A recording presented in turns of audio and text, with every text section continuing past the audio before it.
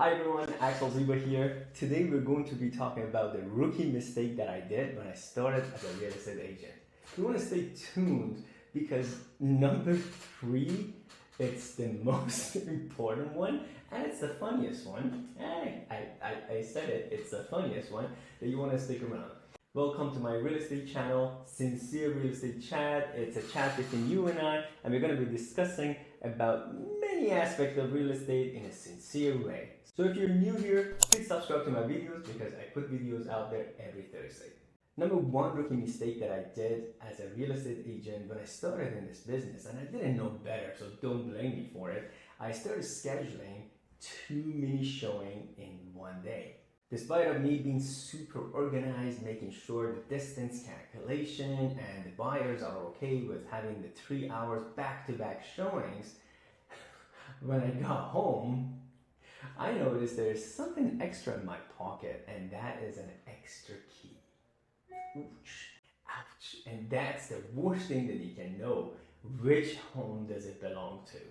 In the area that I'm in Vancouver, we don't need lock boxes, and most of the province and cities, or many cities out there, they do practice lock boxes, which it would give access to the buyer agent, bringing their buyer inside the home, and they practically do a showing, and at the end they shut everything down as it was, making sure everything's secure. They put the key back in the lockbox and they go to their next showing.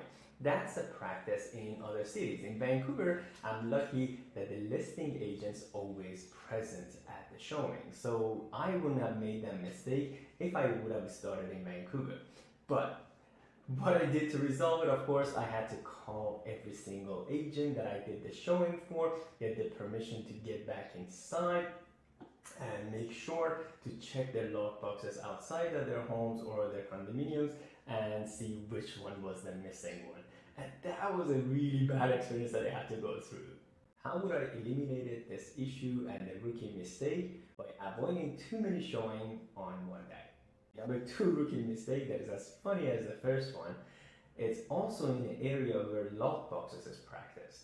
My buyer and I, we got off the car, we just casually walking toward the home. I got the lockboxes, I get to the keys, and I open the door, let my buyers inside, and let them explore the home without me inspecting it prior or turning the light on or getting it ready. And that was the worst thing that I could have done. Why? You know, the homeowners, they had a bunch of pets, many cats and a small dog. And as soon as we opened a door, and without me knowing, and there was no notification for me to know there was pets inside the home, so my buyers went inside and they stepped on the poops and pees everywhere. And they looked at me and say, "Let's get the hell out of here." Should have been there to see the smell in the house. And I tell you, it was a crazy experience that I had to go through. The question is, how could I avoid this?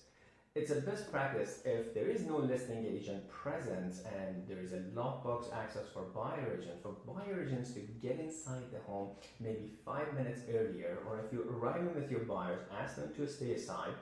As a matter of security, you go inside, you check the security of the home, make sure the home is safe and sound for your buyers to do the walkthrough. In addition, you can always glare at the home by turning the lights on, open the windows and curtains, and make sure there is enough lighting for them to see the actual reality of the home. This is a small practice that I started learning, and it really made a difference. Even if I had to do 2 or 3 showings, I had to schedule it in a way that I had a time to inspect the home prior to my buyer's walkthrough. And that is very important for the safety of my buyers. And lastly, but not the least, the rookie mistake that I did, number 3, was the way I dressed up. And that itself, there are 3 incidents that I can tell you as a rookie agent, I learned my lesson the big way. Number 1, well, there was a fashion to wear tight pants and tight suits, and that's what the fashion was. I wanted to be fashionista and follow the fashion, so I wore very tight pants. My buyer and I, we went inside the home and we were checking it out. So there was a sofa sitting right there, and I wanted to show how homey you can feel if somebody tests the sofa and practically take a look at the surrounding. So I sat on the sofa, and as I was sitting right on the sofa, since my pants were so tight, there you go, it ripped apart. And that that wasn't a pretty sight, trust me. I was lucky that right beside me there was some paper towels that I could take some and just cover myself up from my buyers not to see how horrible I looked at the time. But I learned my lesson not to follow fashion if it's not proper to do the showings at the time. But I learned my lesson the hard way. Well, following fashion is not an issue, but to dress up properly when doing the showing. So wear something comfortable. Number 2, yet again, my buyer and I scheduled a rural property to view. I say rural, we're talking farmhouses. And, again, I wanted to be a fashionista, so I wear this fancy schmancy suit with a very, very fancy shoes, and I was showing a rural farmhouse. Ouch.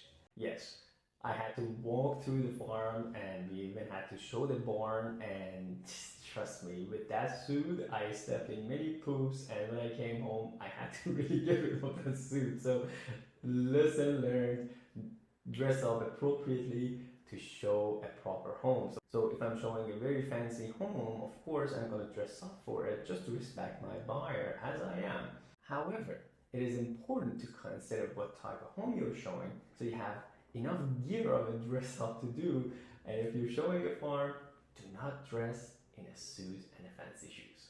Number 3, which is a common mistake that many of us do when we start this business, most homes, when you want to get inside them, as a respect to the sellers, we take the shoes off. Not only that, of course, as a respect to the future potential buyers, that's going to be their home. So taking the shoes off prior to getting inside the home and do the walkthrough, it's very important. When I started in this business as a rookie agent, of course, I didn't know better. When we wanted to get inside those homes, without even thinking, I wore my fancy laced shoes. After the showing, it took me 5 minutes to put my shoes back on, open my lace, and lace them up.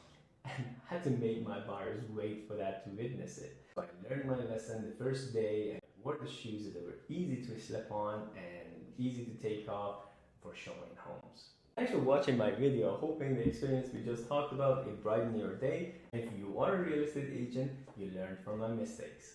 Don't forget to like and subscribe to my channel as I make videos every Thursday.